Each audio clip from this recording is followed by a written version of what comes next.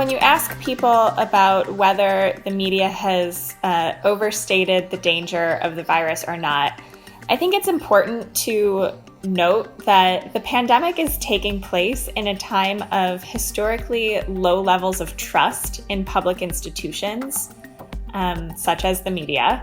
And also, when partisan divisions are really ripe, and we're actually starting to see more partisan divisions kind of permeate even this debate over the seriousness of the coronavirus. It's important to note when I look at these numbers, the first thing that jumps out to me is that a plurality do say that the media has accurately covered the danger of the virus. So even in a time when we're seeing lower levels of trust in various entities, I do think it's important to note that still a plurality of Americans, but not a majority, feel that reporting on the virus and the level of severity has been accurately conveyed.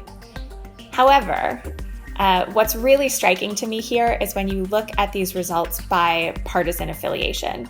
As I mentioned, again, currently tribal divisions, partisan divisions are really front and center on every single issue, including now coronavirus.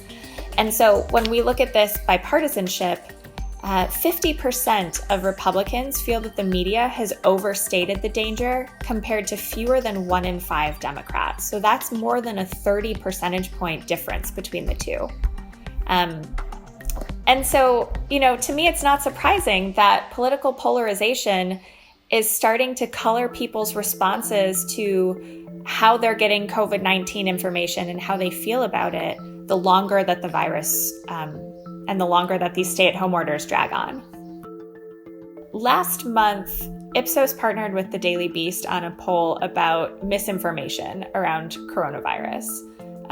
Various claims that were made, such as you could take anti-malaria drugs, there was a vaccine, coming soon, things like that.